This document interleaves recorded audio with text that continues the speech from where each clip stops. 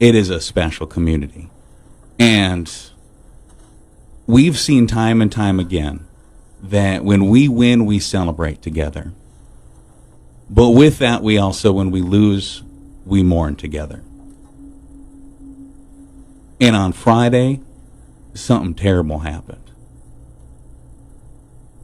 I remember we were sitting here and we were doing the show. We had text messages coming in, and there was all these messages. Does anybody know what's happening on 13th Avenue? And then you start getting murmurs from the news department down the hall about what's going on, and you get sick to your stomach.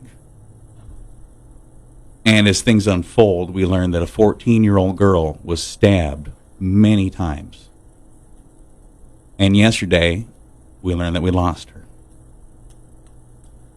We have been messaging back and forth online with a member of the Playhouse family that has some stuff that he'd like to talk about and say to everybody.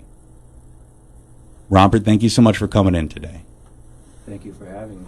Now, Robert is Daisy or Jupiter's father. It seems like a ridiculous thing to ask, but it seems like the most natural thing to ask. Robert, how are you? I'm struggling, but I mean, I'm getting a little bit better, slowly. What has the past few days been like for you and your family? It's been so unreal. It's been like a real nightmare. And it's something that no parent should ever go through. And unfortunately, we got put in that position. Can you bring us to Friday morning when you first learned something's going on? How does that play out for you? Well, I went to bed early in the morning. I'd say about 4:30, and my ex-wife ended up calling me at about 10:20, telling me I need to get to the hospital right away. Our daughter's been stabbed.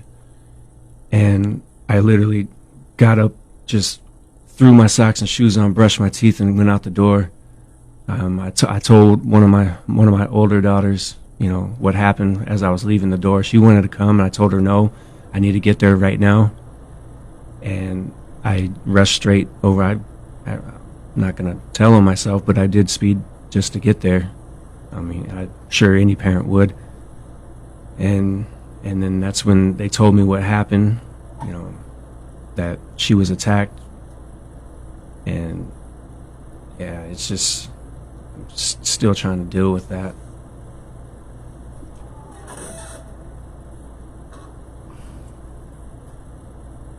At this point, I look at the past couple of days, and obviously the GoFundMe's been shared around, and people know the story. Which, by the way, if you would like to donate to that GoFundMe, we set up a keyword. If you text Jupiter to 35270, you'll get that link on your phone. But I think that what we don't know is who your daughter was. Can you tell us about her? She was a beautiful soul. She was very good at drawing. She learned how to play the guitar. She was, she used to perform with the Cheney Orchestra playing the viola. She can write. She can sing. She played softball at Cheney. She can crack a lot of jokes. She'd always find a way to put a smile on your face. And even if you're down and out, she'll be right by your side, trying to uplift your spirits. I mean, she was a great all-around child. And, what happened to her, this person that robbed her from showing her beauty to everyone, it didn't just destroy the family. It crushed the town. I know we're all mourning. We all feel it. All the support and love that everybody's been giving it's truly amazing how we can come together on such a terrible tragedy. And so far, all that I can say is thank you to all of you. And I don't know. I mean, it's still so raw and new. So it's just hard still. I know, Robert, before we went on the air, you were telling us a story about the halos. Now she was walking home. I love that, and I think that's probably a good representation of who she is, if you want to share that with us. Well, the story about the halos, she was out and about, and she got a hold of her mom and her sister that she was going to make some halos and bring them to them. And she made a halo out of like the daisy flowers. And when she was on her way, home, she came across a little young girl and ended up giving it to her. And then she scrambled and ended up, being in a good mood. And then she searched for more flowers and made another halo and was closer home. And then she came across another little child and gave it to her. And when she got home, she apologized to her mother and her sister that she didn't have she couldn't find any more flowers for them because she already gave them away and made their day, and she hoped that she made their day. And she actually has a video on that, and we will be sharing that also when we do our funeral services. You did send us also this morning. She's a bit of a poet. She's a very creative person. Would you like to introduce this poem before we play it? Is there anything you'd like to say about it? It's a very beautiful poem. I barely found out about it the other day, like a couple of days ago, while in the hospital. My other daughter, she shared it with me, and it's called Rain. And the crazy thing about it is when they were performing her first Roundup test to determine that her brain was gone, and right when they finished, it was lightning all around. Once when she finished, it was a male physician that performed at that time. Once when he finished declaring her brain dead, it started downpouring the other night. And the only thing that us, family members and close friends and people I've shared it with, they said that's her. That's her. This is Rain by Jupiter Paulsen. I wish I was the rain because I would actually have a purpose. I wish I could douse the trees and plants to give them growth. And I wish I could make the rivers flow more smoothly. I wish I could be buried deep in the ground and provide for people, though they don't have much thought about me. I wish I could come and go unexpectedly and be free within air and ground, but I'm not. Instead, kids are upset that I ruined their plans, and others curse because they have to walk and get soaked. Some nature being unhappy because I flood the area I wanted to take care of most and ruin everything I tried to fix. I wish I was the rain so I could be free to be whoever I wanted, and free being wherever I went. I wish kids were happy to see me, and I wish construction wasn't difficult because of me, but it's not. Many people might hate the rain, and that's okay, because believe it or not, I would already be used to it.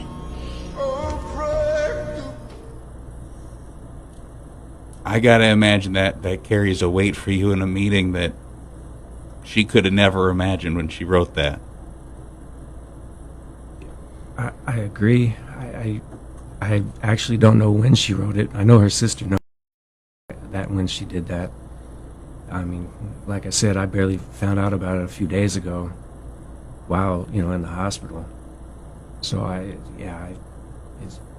was just bawling when right after, seeing all the downpour of the rain, just watching out the window near her bedside, I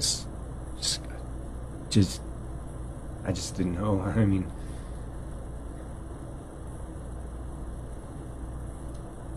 did you feel like she was kind of connecting with you through that rain? I felt that she was kind of letting everyone know that she is here and she's going to wash our tears away as a community, as a family.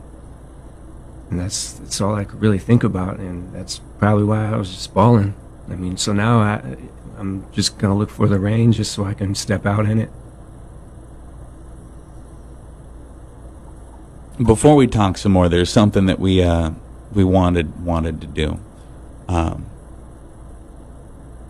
I would ask that just anybody that can right now just have a moment of just peace and tranquility and reflection and thought about Jupiter, Robert, and their family, can do so right now, with just a moment of silence, if we could.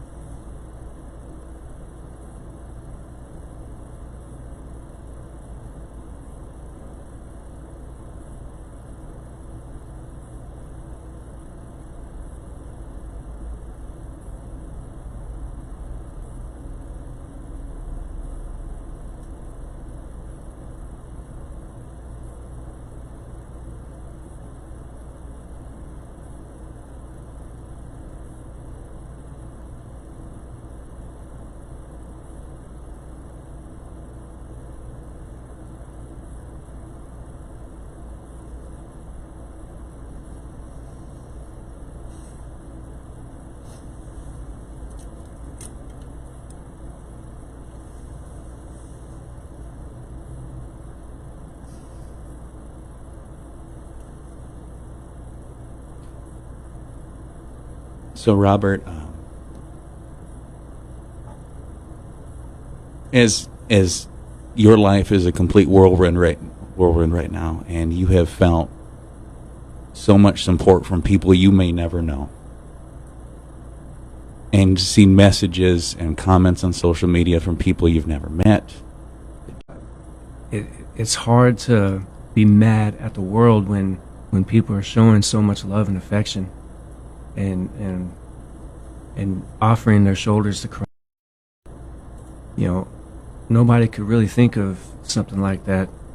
You know, that's why, you know, we're going forward with trying to donate her organs back to, you know, to bring some kind of light from this tragic moment, to show that others can live, you know, and maybe a piece of her will live with them as well, to carry on with her legacy. And you know, who knows, maybe some of these organs can save someone, and they can become a future doctor or a lawyer, or someone with purpose and meaning, someone that can, you know, offer the love to the rest of the world.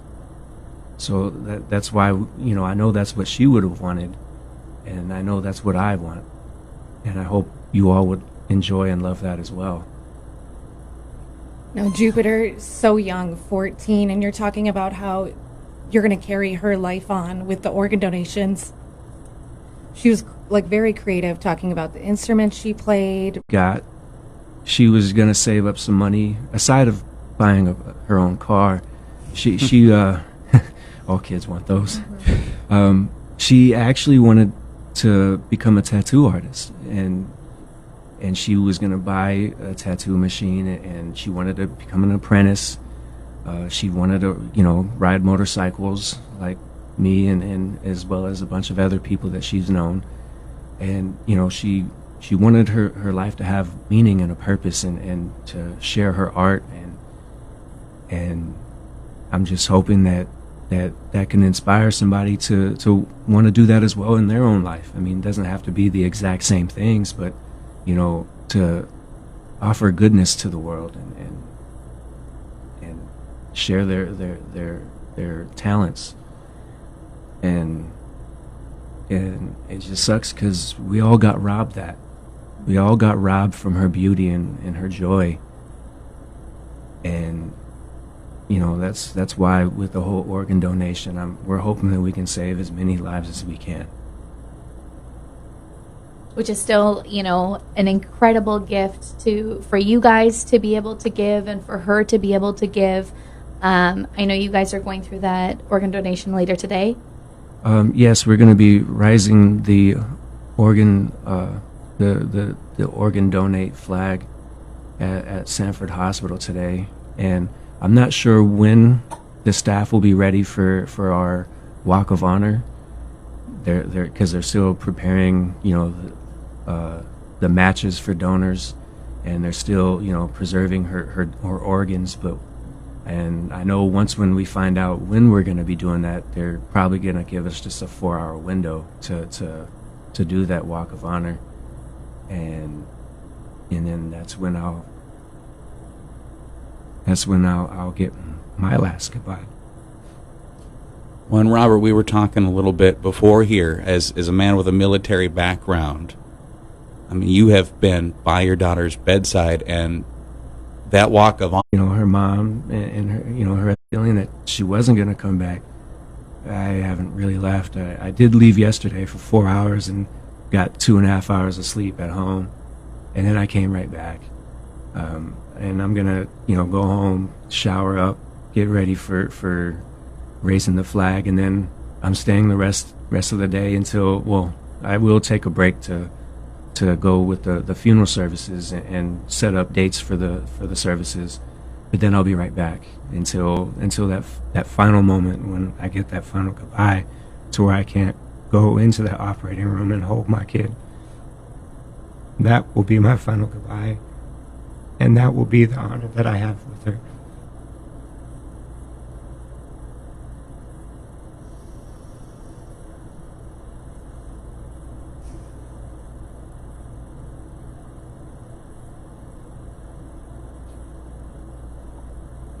Robert, is there anything that you would like to say to Fargo-Moorhead that you feel like hasn't been said? The only thing I could think of at this time is, let's just embrace the life that she wanted to have and what she was striving for. Let's just come together, regardless of ethnicity, sexuality, orientation, your backgrounds, and we need to come together as one, so stuff like this doesn't happen anymore, and we can make this town, whole again. I mean, justice will be served. I have complete trust in the system this time. Prior, leading up to it, I really didn't, but how they ended up catching him so quickly, and the fact that, they're preserving certain things for court, so they can't donate those. But, the good news is that monsters not together and prevent these types of things of ever happening ever again. Not just for my child, but for yours as well.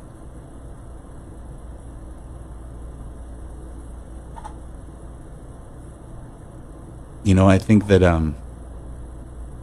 this is one of those things where, you hear about it and you think that doesn't happen in Fargo-Moorhead, that doesn't happen in our community. But it does.